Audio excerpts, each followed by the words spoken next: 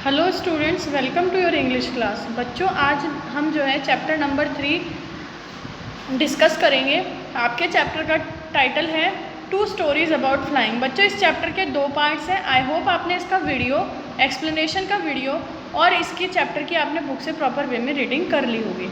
बच्चों चलिए, आज हम आपके साथ में इसके MCQ क्वेश्चंस डिस्कस करते हैं। चलिए पहले क्वेश्चन को देखते हैं। Who is the author of his first flight? जो पार्ट 1 है आपका, यानी कि जो हिज फर्स्ट फ्लाइट आपका जो पार्ट 1 है, उसके ऑथर कौन है? लियाम ओ फ्लैहर्टी, फ्रेडरिक फ्रॉयट्स, रोल्ड हेल या पॉलियो कोहलेव? तो बच्चों, जो आपका पार्ट 1 है हिज फर्स्ट फ्लाइट, उसके जो आपके ऑथर हैं वो कौन है?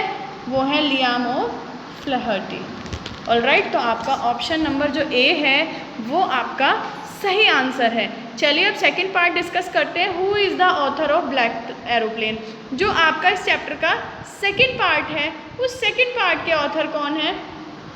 लियाम ऑफ फ्लैहर्टी तो हो नहीं सकते, क्योंकि उन्होंने तो फर्स्ट पार्ट लिखा है, तो फर्स्ट ऑप्शन तो आपका गलत हो गया। देन फ्रेडरिक फ्रॉयट्स, रोल्ड हेल या पॉलियो कोहलेव? तो इसका ऑप्शन नंबर बी जो है वो करेक्ट आंसर है, यानी कि फ्रेडरिक फ्रॉयट्स ने आपका जो है पार्ट बी ब्लैक एरोप्लेन लिखा है। चलिए क्वेश्चन नंबर 3 डिस्कस करते हैं।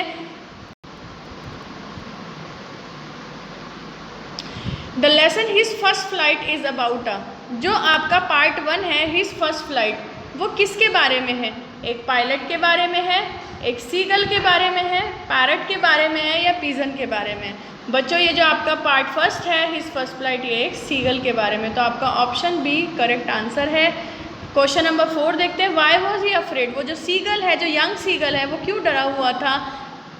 Option A, he was a coward, क्योंकि वो कायर था।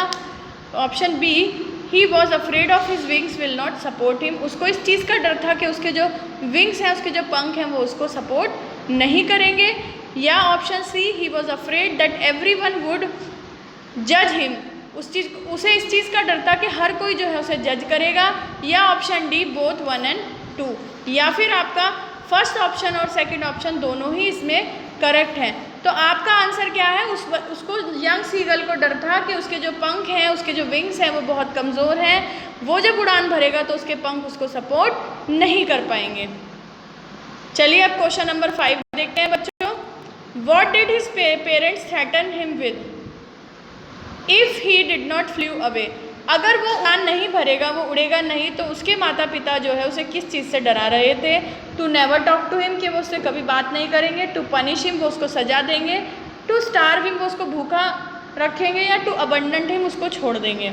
तो इसका ऑप्शन क्या है? To starve him. Option number C is your correct answer. Then आपका बच्चों 6th क्वेश्चन देखिए। 6th क्वेश्चन है, what were his parents teaching his brothers and sister? उसके जो पेरेंट्स थे यंग सीगल के, वो उसके बहन भाइयों को क्या सिखा रहे थे? To perfect the art of flying, कि जो उड़ने की जो कला है वो उसमें परफेक्ट हो जाए। टू स्किम द वेव्स, जो समुद्र के पानी की जो लहरें हैं वो उसमें प्रॉपर वे में स्किमिंग कर सकें, ठीक है ना? या to dive for a fish, या फिर एक मछली के लिए आप पानी में कैसे जो है आप जो है डाइव करेंगे, पानी के अंदर कैसे जाएंगे एक मछली पकड़ने के लिए, या फिर ऑल ऑफ द अबव? तो बच्चों, इसमें जो है आपका तीनों ऑप्शन सही है। To perfect the art of flying, उड़ने में वो एक्सपर्ट हो जाए, वो समुद्र की लहरों में प्रॉपर वे में स्किम कर सके, और वो मछली के लिए अच्छे से डाइव कर सके। तो आपका ऑप्शन डी जो है वो करेक्ट आंसर है। चलिए अब क्वेश्चन नंबर 7 हम लोग डिस्कस करते हैं। The site of dash मैडन्ड him, किस चीज़ को देख करके जो है वो बावला सा हो जाता है यंग सीगल, वो मैड हो जाता है? हिज ब्रदर्स फ्लाइंग, अपने भाइयों को उड़ते हुए देख के? नहीं, बिल्कुल नहीं। His siblings enjoying without him, उसके जो बहन भाई थे वो उसके बिना जो है एंजॉय कर रहे थे। या फिर फूड या ऑल ऑफ अबव? तो इसका आंसर क्या है? फूड। खाना देख करके ही तो वो परेशान सा हो जाता है, खाना देख करके ही तो वो जो है मैडन हो जाता है। What urged him to make his first flight? अब किस चीज़ ने जो है उसको अर्ज किया कि वो अपनी पहली उड़ान भर ले? किस चीज़ के कारण जो है उसने अपनी पहली उड़ान स्टार्ट करी? हंगर, भूख के कारण। द साइट ऑफ फिश, मछली को देख करके, जो उसकी माँ मछली लेकर के आती है और वो बीच में रुक जाती है, उसे देख करके। करेज, साहस की वजह से। या फिर बोथ 1 and 2? तो इसका आंसर ए और बी दोनों है। तो आपका करेक्ट आंसर है option D, both 1 and 2. Now let's discuss question number 9. Why did his mother stop midway while giving him the fish? उसकी माँ बीच में क्यों रुक जाती है जब वो उसको मछली देने के लिए जा रही होती है? She was mad at him, क्योंकि वो उसके लिए पागल हो रही होती है. To push him to fly out of hunger, ताकि वो जो है भूख के मारे जो है उड़ने का प्रयास करे. She didn't want to give him the fish, क्योंकि वो उसको मछली नहीं देना चाहती थी इसलिए रुक गई थी. She got tired, वो थक गई थी. तो इसका सही आंसर क्या है? ताकि वो भूख से जब वो बेचैन है और वो मछली को देख करके, जब वो माँ जो है बीच में मछली को लेकर रुक गई है, उसे देख करके वो उड़ने की कोशिश करे. To push him to fly out of hunger. तो बी ऑप्शन आपका करेक्ट आंसर है. Then question number 10. The title black aeroplane is based on. जो ब्लैक एरोप्लेन टाइटल है वो किस चीज़ पर आधारित है बच्चों? वो आपका टाइटल जो है आधारित है the aeroplane that help the pilot. उस एरोप्लेन के ऊपर है ये टाइटल जिसने कि उस पायलट की मदद करी थी. द पायलट्स एरोप्लेन, पायलट के खुद के एरोप्लेन के नाम पर आधारित है, या एरोप्लेन इन द स्ट्रॉमी स्काई, जो तूफान भरा जो आसमान था उसमें जो एरोप्लेन था उस पर आधारित है, या फिर इनमें से कोई नहीं, नन ऑफ अबव. तो इसका आंसर होगा बच्चों the aeroplane that helped the pilot. Option A is your right answer बच्चों. देन हम क्वेश्चन नंबर 11 डिस्कस करते हैं बच्चों. The pilot was flying from dash to dash. Pilot जो है वो कहाँ से कहाँ उड़ान भर रहा था, मतलब वो कहाँ से उसने स्टार्ट करी थी अपनी फ़्लाइट और उसे कहाँ जाना था? पायलट को जाना था इंग्लैंड से फ्रांस, इंग्लैंड से इंडिया आना था उसको, या उसको फ्रांस से जो है इंग्लैंड आना था पायलट को, या फिर उसको फ्रांस से ऑप्शन सी है फ्रांस से उसको इंग्लैंड आना था, या ऑप्शन डी फ्रांस से उसको इंडिया आना था. इसका जो आंसर है बच्चों वो फ्रांस टू इंग्लैंड है. वो फ्रांस से स्टार्ट हुआ था और उसको इंग्लैंड जाना था अपने घर अपने परिवार से मिलने के लिए. अब हम क्वेश्चन 12 डिस्कस करते हैं. What was the pilot looking forward to. Pilot जो है सामने किस चीज़ देख रहा होता है? टू रीच हिज डेस्टिनेशन, अपनी जो मंजिल है उस पर पहुंचने के लिए. टू मीट हिज फैमिली, अपने परिवार से मिलने के लिए, या फिर हिज हॉलीडे, अपनी छुट्टियों के लिए, या बोथ 2 and 3. दूसरा और तीसरा दोनों ऑप्शन. तो इसका आंसर क्या है? To meet his family and his holiday. तो आपका डी ऑप्शन जो है बच्चों को करेक्ट आंसर है, बोथ 2 and 3. चलिए क्वेश्चन नंबर 13 पर आते हैं. Which control station did contact on his way. जब वो रास्ते में होता है तो वो किस कंट्रोल स्टेशन से संपर्क करता है? पेरिस के कंट्रोल स्टेशन से, इंडिया के, इंग्लैंड के, या वो किसी भी कंट्रोल स्टेशन से संपर्क नहीं कर पाता? वो पेरिस के कंट्रोल स्टेशन से संपर्क करता है. They looked like black mountain standing in front of me across the sky. What looked like black mountain. जब तूफान में जो है आपके नरेटर जो है पायलट जो है वो फंस जाते हैं तो उसके बाद में जो है वो क्या कहते हैं फंसने के बाद कि वो जो है ऐसे लग रहे थे जैसे बड़े बड़े काले काले जो हैं पहाड़ हैं मेरे सामने बिल्कुल जो है वो खड़े हुए हैं और आसमान में उसको ऐसे दिख रहे हैं. वो जो काले काले बादल हैं वो ऐसे दिख रहे हैं मानो बड़े बड़े काले पहाड़ हैं जो उसके सामने खड़े हुए हैं. अब ये जो काले पहाड़ हैं ये किस चीज़ के जैसे हैं? ब्लैक माउंटेन्स के जैसे हैं, स्ट्रॉन्ग क्लाउड्स के जैसे हैं, टॉल बिल्डिंग्स के जैसे हैं, या ब्लैक प्लेट्यूज के जैसे हैं. तो किसके जैसे हैं बच्चों? ये मैंने आपको बता ही दिया था क्वेश्चन समझाते हुए, स्ट्रॉन्ग क्लाउड्स के जैसे हैं. यानी कि जो तूफ़ानी जो बादल हैं वो बादल जो हैं वो दिखाई दे रहे हैं जैसे कि काले काले माउंटेन्स हैं. Next question is what risk did the pilot take. Pilot ने जो है कैसा रिस्क लिया? Fly back to Paris. भाई रास्ते में उसका जो है मौसम ख़राब हो गया था तो वो वापस चला गया पेरिस? नहीं. Missing the breakfast he desired. जिस ब्रेकफास्ट की उसको इच्छा थी वो उसको मिस कर रहा था? नहीं. ही टुक नो रिस्क. उसने कोई भी रिस्क नहीं लिया. Flying is old Dakota straight into the storm. तो इसका आंसर क्या है? उसने रिस्क लिया था कि वो अपने ओल्ड डकोटा एरोप्लेन को जो है तूफ़ान के बिल्कुल बीचों बीच जो है निकाल के ले जाएगा. वो स्ट्रेटली जो है उस स्टॉर्म में से अपने एरोप्लेन को फ्लाई करेगा. उसने ये रिस्क लिया. Now next question is what instrument had stopped working during the storm. कौन सा इंस्ट्रूमेंट था जो कि स्टॉर्म के बीच में जो है तूफ़ान में जो है काम करना बंद कर गया था? Compass, radio, both of them, या none of them.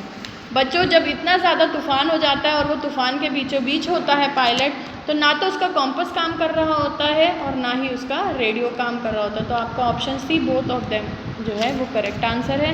Now let's discuss question number 17। What was the pilot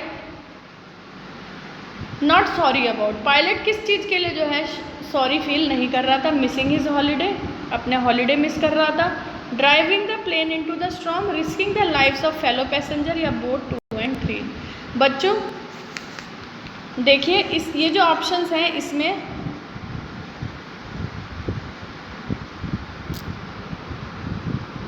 उसको किस चीज़ के सॉरी फील नहीं हो रहा था?